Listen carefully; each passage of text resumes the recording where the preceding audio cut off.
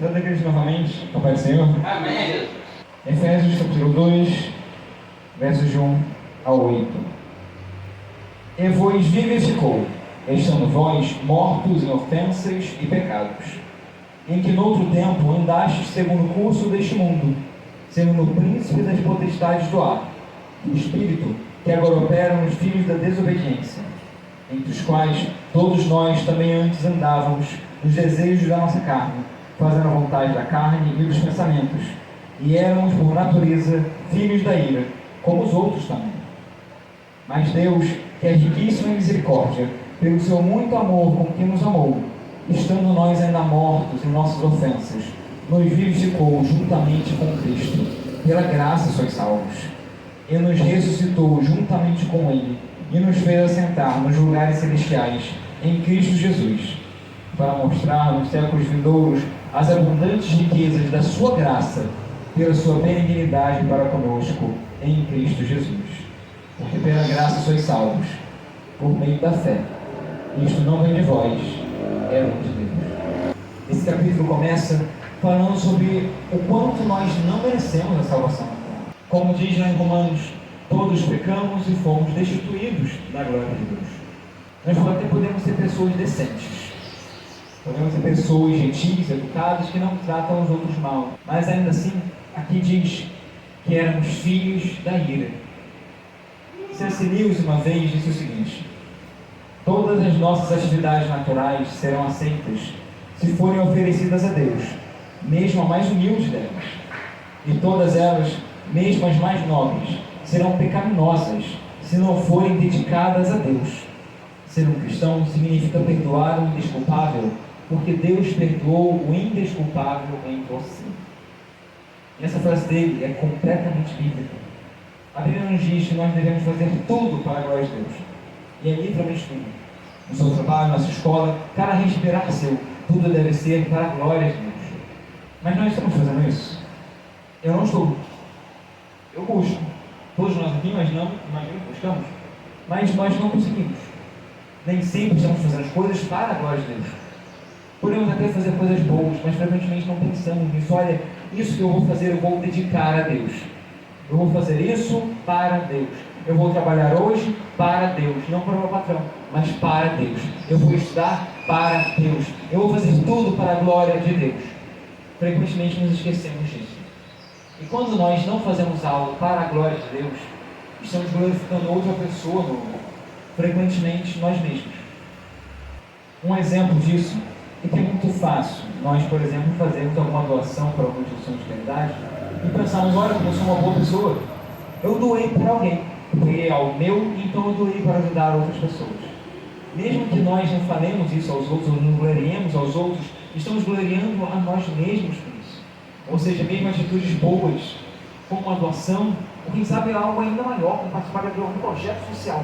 Tudo isso é bom, mas frequentemente quando fazemos coisas boas, estamos fazendo por motivos errados, estamos fazendo para aumentar o nosso ego, porque nós não somos bons, mas nós não paramos por aí.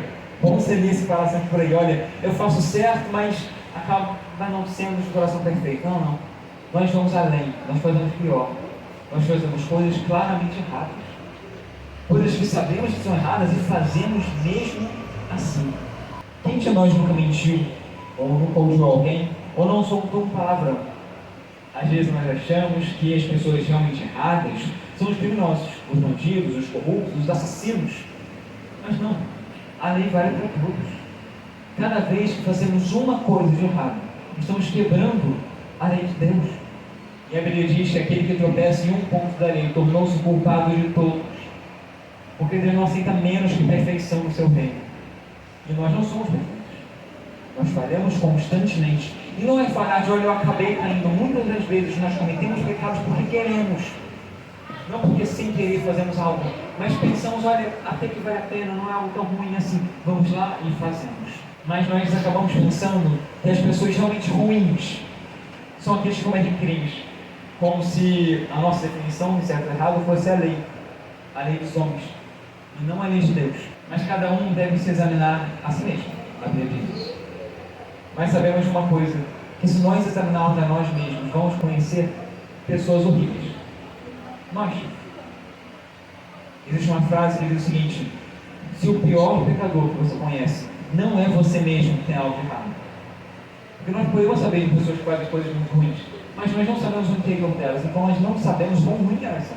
Mas nós temos uma ideia do quão ruins nós somos, ao menos deveríamos ter. Porque nós temos que examinar a nós mesmos. Não é isso que falamos quando vamos tomar ceia? Cada um examine a si mesmo. E se nós fizermos isso, vamos perceber a maldade que há em nosso coração. E é isso que esse trecho está nos dizendo. Paulo começa esse capítulo dessa carta aos Efésios falando sobre o quão depravados os humanos são. Em outra passagem, em Lucas 18, verso 9 ao 14, mas como pode chamar em Efésios se quiser, Jesus diz o seguinte: 2 homens subiram ao templo a orar, um fariseu e o outro publicano. O fariseu, estando em pé, orava consigo desta maneira: ó Deus, graças te dou, porque não sou como os demais homens, roubadores, injustos e adúlteros, nem ainda como este publicano. Jejuo 2 vezes na semana e dou dízimos de tudo quanto possuo. O publicano, porém, estando em pé, de longe, nem ainda queria levar os olhos aos céus, mas batia no peito, dizendo: ó Deus, tem misericórdia de mim, pecador. Digo-vos que este desceu justificado para a sua casa, e não aquele, porque qualquer que a si mesmo se exalta, será humilhado, e qualquer que a si mesmo se humilha, será exaltado. Veja que os 2 foram orar. Os 2 eram teoricamente pessoas tementes a Deus, porém um deles via como pessoas mais somente os criminosos, as pessoas que faziam coisas que eram erradas aos olhos de toda a população. Mas nós não podemos ser assim, senão vamos estar sendo como os descrentes. Os descrentes também acham que os ladrões, roubadores e assassinos são pessoas ruins. Se nós temos esse como nosso padrão de alguém ruim, estamos sendo como eles, e não cristãos. Mas agora o publicano ele entendeu. Ele tinha vergonha de seus pecados, ao ponto de não conseguir levantar os olhos para os céus. Ele batia no peito e clamava por perdão, por misericórdia, se reconhecendo como pecador, e foi esse que foi justificado. Aquela frase que se tornou um ditado muito popular, né? Os humilhados serão exaltados, ela não existe na Bíblia. A Bíblia nunca disse isso em momento algum. O que ela diz é: aqueles que se humilham serão exaltados. Essa frase nunca foi sobre: olha, as pessoas me humilharam, mas Deus vai me exaltar diante delas. Elas vão ver quando eu estiver brilhando. Não, não é isso que a Bíblia fala. Não. É que se você se humilhar diante de Deus, realmente se arrepender, reconhecer o quão pecador você é, Deus vai te exaltar. E muitas vezes não vai ser aqui, mas vai ser na vida eterna, que é algo muito melhor. Então, de novo, estamos pregando coisas da Bíblia sobre a eternidade, tentando aplicar a esse mundo, porque o nosso coração está aqui e não na eternidade. Quando buscamos glória nesse mundo, quando exigimos às vezes de Deus, sermos exaltados nesse mundo, estamos dizendo: olha, eu não quero ir para o céu, não, eu não quero ficar aqui, porque isso é o que me agrada, é isso que eu quero para a minha vida. Eu tenho os meus planos e eu quero que todos eles deem certo, porque eu só me importo com esse mundo. Eu não quero o céu, eu não quero ficar adorando o Senhor eternamente, não, eu não me importo com isso. Eu quero ter uma vida boa aqui, eu quero ter uma grande família, riquezas, quero ser honrado. Não, vou trabalhar, não vou fazer honestamente, mas eu quero que Deus me abençoe aqui, porque eu não me importo com o que vem depois. É o que muitas vezes nós queremos. Nós nos esquecemos de que não é para nos acostumarmos com esse mundo, que não é para querermos estar aqui. A Bíblia inteira clama para que nós busquemos a eternidade. Nós devemos a todo instante estar pensando: olha, eu estou aqui porque Deus quer que eu ainda faça algo nesse mundo. Se eu já tivesse completado o que era para eu fazer, eu já não estaria aqui. Ou seja, a nossa intenção deve ser estar no céu o mais rápido possível. Paulo fala sobre isso. Olha, eu queria já estar com o Senhor, mas eu considero útil estar aqui por causa de vocês. Olha só o que diz. Ele está dizendo que o céu é muito melhor do que a terra, mas ele prefere estar num estado menos do que perfeito por causa dos irmãos. E é essa a mentalidade que nós temos que ter. Olha, eu quero estar no céu, porque lá é infinitamente melhor do que aqui. Qualquer plano que eu tenho aqui, nada disso se compara a estar diretamente com Deus. mas eu sei que é útil, é importante que eu esteja aqui para fazer a obra dele por conta dos meus irmãos. Ou seja, o motivo de estarmos aqui não é para nós, é para os outros.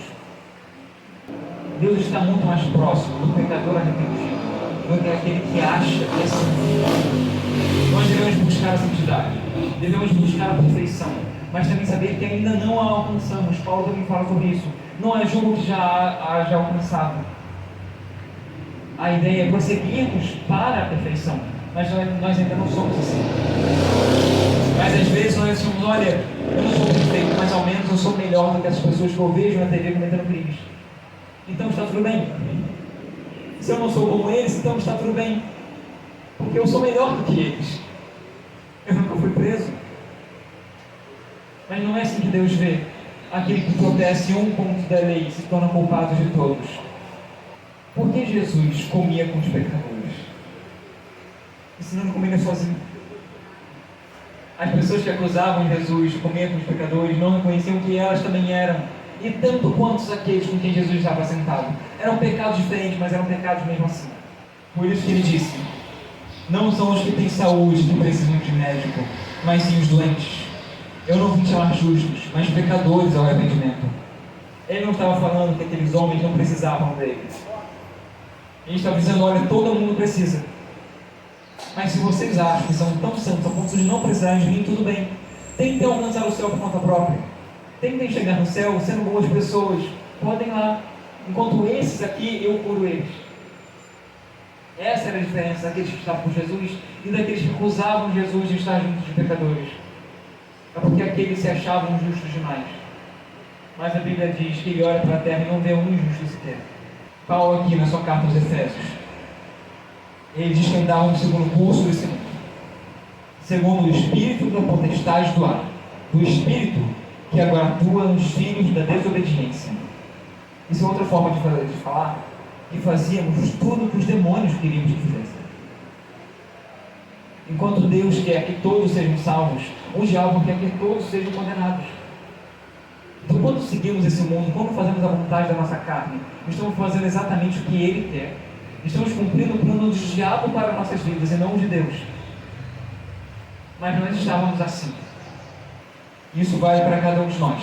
Não importa a nossa idade, não importa o quão boa seja a nossa moral, a nossa ética, cada um de nós cumpria o plano de Satanás para as nossas vidas. É o que Paulo está falando aqui. No entanto, no versículo 4, ele escreve algo muito grave. Percebam que até aqui, ele falou de diversas formas sobre o quão maus nós somos, sobre o quanto somos pecadores. E ele falou de um jeito que chega a dar desesperança, de um jeito que, se lermos com atenção, entendendo o que ele realmente quis dizer aqui, vamos pensar: olha, não tem jeito para mim. A ideia é realmente essa. A ideia é você ler aqui, entender o quão frágil é a nossa bondade e pensar: olha, se eu sou tão ruim assim, não tem jeito para mim, me joga no inferno logo, porque não tem como algo de bom acontecer comigo. Não tem como um Deus que é realmente bom fazer algo de bom para comigo, porque eu não mereço. Porém, no versículo 4, tudo muda com duas palavras. Ele começa dizendo: mas Deus. Então entendam o quão grave e o quão maravilhoso é o que Paulo está dizendo aqui. Estávamos mortos, mas Deus. Em transgressões e pecados, mas Deus. Seguindo o mundo, mas Deus. De acordo com o diabo e com seus demônios, mas Deus. Nas inclinações da carne, mas Deus. Éramos filhos da ira, mas Deus, sendo rico em misericórdia, por causa do grande amor com que nos amou, nos deu a vida. Não fomos nós que fomos até Ele, não fomos nós que alcançamos alguma iluminação por nos afastarmos dos vícios desse mundo, como pregam algumas religiões. Não, foi Deus. Foi Ele que veio nos resgatar. Ele olhou para esse bando de criminosos e pensou: eu quero eles comigo. A salvação não é uma recompensa porque você foi uma boa pessoa, porque você não foi. Para Deus não há um justo sequer em toda a terra, pois todos nós quebramos a lei dele e todos nos fizemos igualmente imundos. Quantos de nós daríamos a nossa vida para salvar um criminoso? Quantos de nós olharíamos para esses criminosos na televisão e pensaríamos, olha, eu daria minha vida por ele, por essa pessoa que acabou de sequestrar, de roubar, de matar? Quantos de nós faríamos isso? Mas ele fez, e os criminosos éramos nós.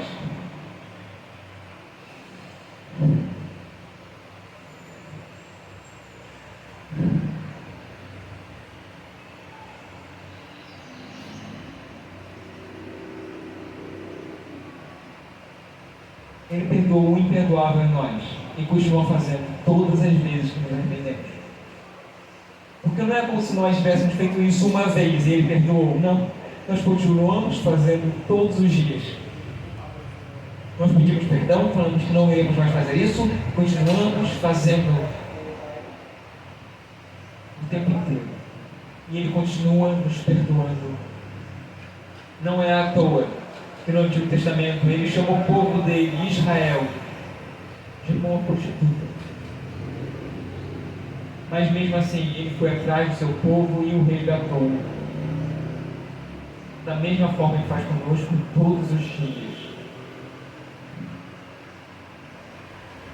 Nós não somos aqueles filhos que dão orgulho aos seus pais, não. Nós somos aqueles que decepcionam seus pais todos os dias.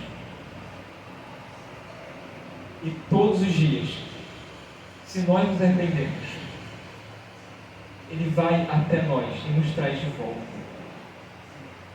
E não somos nós, de novo, não somos nós que vamos até ele. É ele que vai até nós. Quando o filho pródigo chegou de volta na casa do seu pai, ele achou que seria só um trabalhador, que o pai não aceitaria de novo como filho. Mas ele já o estava esperando. Por que isso? Porque Deus é tão maravilhoso assim. É por isso que nós o adoramos. A Bíblia nos diz o motivo pelo qual devemos adorar a Deus. Adorai o Senhor porque Ele é bom e a sua misericórdia dura para sempre. Porque Ele não precisava fazer nada disso. Ele continuaria sendo bom se todos nós fôssemos condenados. Ele não precisava salvar ninguém. Ele não deve nada a nenhum de nós. Mas Ele quis nos salvar. Se vocês voltarem um capítulo em Efésios 1, vão ver Paulo falando o seguinte: como também nos elegeu nele, no versículo 4, como também nos elegeu nele, antes da fundação do mundo, para que fôssemos santos e irrepreensíveis diante dele em amor. Antes de Ele criar o mundo, Ele conheceu a cada um de nós. E já colocou um plano nas nossas vidas, onde sermos santos, onde sermos irrepreensíveis. Ele já nos conhecia, sabia tudo o que faríamos de errado. E olhou para nós e pensou: olha, eu quero eles na Nova Jerusalém. Do jeito que eles estão, eles não podem entrar, mas eu vou dar um jeito. Eu vou purificar eles até o fim, para que eles possam entrar na minha casa, para que a minha casa esteja cheia. Ele olhou para esse bando de criminosos e falou: olha, eu quero morar com eles para sempre. Foi Ele, Jesus Cristo, que foi humilhado. Foi Ele que foi despido, torturado e assassinado pelo bem de um bando de gente ruim, que desobedecia, o blasfemava, que fazia tudo o que quisesse, sem se importar com o que o seu Criador tinha a dizer sobre isso. Rebeldes e criminosos. Mesmo assim, Ele olhou desde os altos céus para nós e nos amou. E com esse glorioso amor, Ele propôs em seu coração que nos levaria a Ele, mesmo que Ele tivesse que passar por um sofrimento. E que sofrimento foi esse? Às vezes pensamos só no sofrimento físico da cruz. Não, nós passamos por sofrimentos maiores, não é? Porque Jesus, Ele sofreu algumas horas numa cruz. Quantas pessoas têm sofrimentos maiores ao longo de vários anos? Ele viveu só 33. Tem pessoas que vivem muito mais, então elas sofrem muito mais, não é? Não. Porque o sofrimento que Jesus, inclusive, quase não quis passar, quando ele estava lá no Getsemane, foi algo maior. Foi o sofrimento na alma. Paulo, aquele que escreveu essa epístola, ele era cristão, mas nem sempre foi um cristão. Ele odiava cristãos. Odiava tanto a ponto de persegui-los, torturá-los e mandá-los para a morte. Mas Deus amou a Paulo. Jesus, naquela cruz, assumiu os pecados de Paulo. Era como se Jesus dissesse: eu persegui os meus seguidores, porque eu os odeio. Eu os torturei, eu os mandei para a morte. Eu consenti na morte de Estevão, eu quis que Estevão morresse. Mas não foi Jesus que fez isso, foi Paulo, não foi? Mas ele assumiu tudo de ruim que Paulo tinha feito, como se fosse ele o culpado. Até mesmo os pecados que Paulo tinha cometido contra os próprios seguidores de Jesus. Imagine só o quanto que isso pesou no coração de Cristo. Ver Estevão, que morreu enquanto pregava, e assumir os pecados daquele que consentiu na morte dele, daquele que pediu cartas para ir a Damasco, para prender e torturar cristãos, daquele que, se Jesus não tivesse impedido, claramente teria perseguido os próprios apóstolos de Jesus, daquele que odiava todos os seguidores de Jesus. Mas Jesus amou esse homem tanto ao ponto de assumir os pecados dele como se ele tivesse cometido. Essa, inclusive, é a diferença de Jesus para Adão. Adão, quando Deus o confrontou, ele disse: olha, não fui eu, foi a minha mulher. Jesus faz o contrário. Ele fala: olha, não foi a minha esposa, fui eu. Mas não foi ele. Ele olhou para os nossos pecados, não só os de Paulo, mas os de cada um de nós, inclusive os que ainda iremos cometer, inclusive daqueles cristãos que ainda irão nascer. Ele olhou para os pecados de cada um deles e assumiu como se ele tivesse cometido. Davi foi salvo. Por quê? Porque Jesus absorveu os pecados de Davi, um adultério e assassinato de um homem inocente. Quando Davi percebe o seu pecado, ele rasga as suas vestes, realmente em arrependimento. O profeta diz: olha, Deus já te perdoou. Davi não precisava fazer um jejum de 30 dias para receber perdão, porque Jesus já tinha pagado por isso. Falamos sobre isso hoje mais cedo.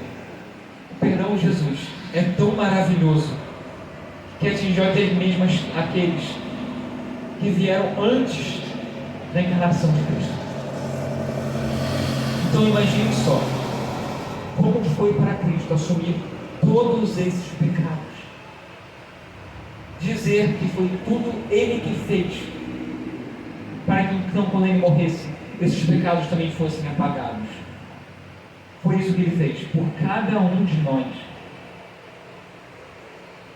Se nós, quando examinamos a nós mesmos, temos uma noção vaga do quão ruins nós somos, podem ter certeza que Deus sabe muito mais.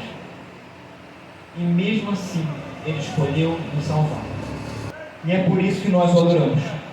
Quem mais faria isso?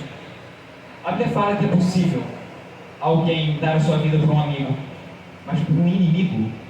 Porque nós éramos inimigos de Deus, nós éramos filhos da ira, e mesmo assim Ele fez tudo isso por nós. Não haveria outro que poderia fazer isso. Quem mais amaria tanto alguém a ponto de assumir todos os erros dela e morrer por isso? Por isso que Ele é o único digno de abrir os selos lá em Apocalipse. Por isso que é Ele que recebe a honra. É por isso que é Ele que recebe a glória. Porque não há mais ninguém como Jesus. E sabendo de tudo isso, sabendo de tudo que Ele decidiu passar por nós, o que nós devemos fazer? Qual deve ser o objetivo das nossas vidas? Por que Deus nos criou? Por que nós nascemos? Esse mesmo texto diz, Efésios 2, agora no verso 10. Porque somos feitura sua, criados em Cristo Jesus, para as boas obras, as quais Deus preparou, para que andássemos nelas. Ele olhou para todos esses criminosos e pensou: olha, eu vou purificá-los, eu vou limpá-los de toda a mancha do pecado, eu vou fazer eles fazerem o que é correto, eu vou guiá-los no caminho bom. Essas obras mais deles eu vou pagar por elas, para que eles pratiquem as boas obras que eu tenho preparado. Até as boas obras que nós fazemos não vieram de nós, foi Ele que preparou para que nós as fizéssemos. Ele não precisava criar nada, Ele é suficiente em si mesmo, mas Ele criou a raça humana para que façamos o que é bom. Ele é como um pai que quer que seus filhos sigam a sua carreira, como um pai que quer que seus filhos sejam como Ele no futuro. É isso que Ele quer. Ele viu muitos filhos rebeldes e os trouxe de volta à sua casa, para que sejam mais parecidos com Ele, para que sigam a sua carreira. Afinal de contas, tudo que é bom vem de Deus. Então Ele quer que nós façamos isso também, que nós façamos boas obras assim como Ele faz. Por isso que Ele diz: sejam santos como eu sou santo. Ele quer que nós, seus filhos, sejamos como Ele é. Então não, as nossas boas obras não nos salvam. Não nos salvam. Porque primeiro vem a salvação. Deus olha para nós e Ele nos salva. Ele trabalha em nosso coração, libertando o nosso arbítrio, para que então o aceitemos. Depois disso, é que Ele faz com que andemos nas obras dele. Se nós não praticamos as boas obras, quer dizer que não estamos seguindo a Cristo, porque Ele diz que Ele nos criou para isso. Se nós não estamos praticando as boas obras que Ele criou para que nós as fizéssemos, estamos em desobediência a Ele. Então nós não aceitamos a Jesus de verdade. A nossa fé não é de verdade se nós não praticamos as boas obras que Ele criou para nós. E quando nós as praticamos, também não devemos fazer, como falamos no início, para o nosso ego, para mostrar que somos bons. Não. Nós devemos fazer em agradecimento a Ele. Ele morreu por nós, então nós vivemos por Ele. Esse é o ponto do cristianismo. Essa é a vida cristã. É reconhecer que Ele fez tudo isso por nós. Então agora nós dedicamos a nossa vida inteira a Ele. Depois de ser salvo, ser buscar com todo afinco as boas obras. Porque senão nós não entendemos o sacrifício de Jesus na cruz. Senão é como se Ele tivesse morrido por nada. Porque um cristão que não pratica as boas obras não é um cristão. Não existe cristão que simplesmente fez uma oração aceitando Jesus e não faz nada para Jesus após isso. Imagine um filho que foi rebelde por muito tempo, volta à casa de seu pai o perdoa. Então das duas uma: ou ele volta para a sua rebeldia, ou fica em casa parado sem fazer nada. Das duas formas ele não vai agradar ao seu pai. Então o que valeu o pai trazer ele de volta? Mas o que são essas boas obras? Nós podemos entender duas coisas nisso, dois pontos importantes sobre elas. Primeiro, elas têm a ver com o nosso próximo. Falamos aqui hoje sobre Deus no Antigo e Deus no Novo Testamento.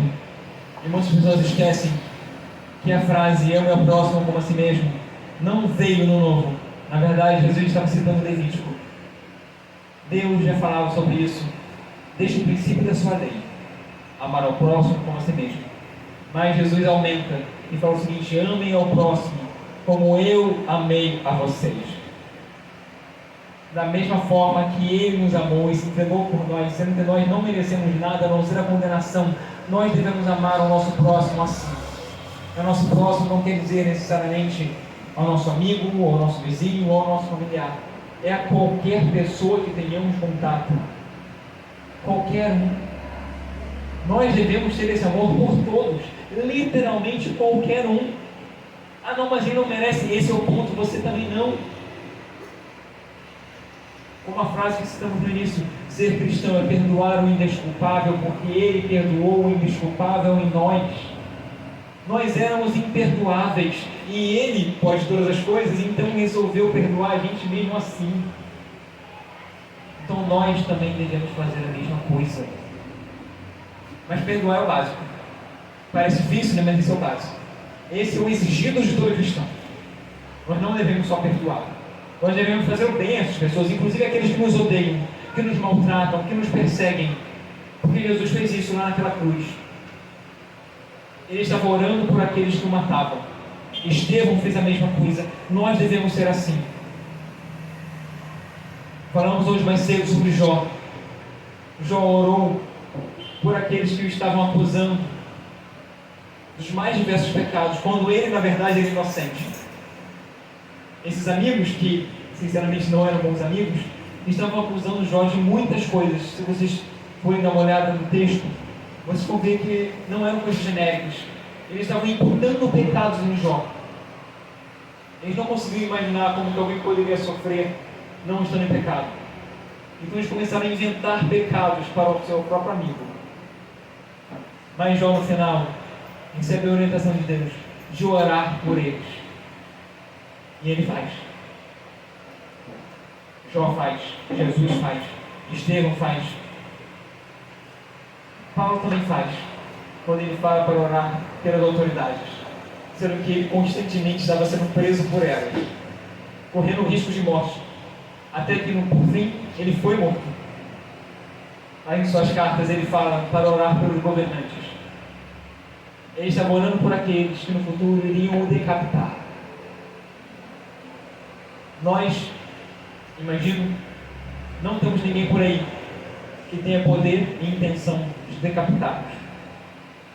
Mas muitas vezes não pensamos nessas pessoas com esse amor que a Bíblia nos ensina. Porque, de novo, nós achamos que nós somos melhores. Então, o que são as boas obras? É, além de perdoar, porque é o básico, é fazer o bem às pessoas, a qualquer um.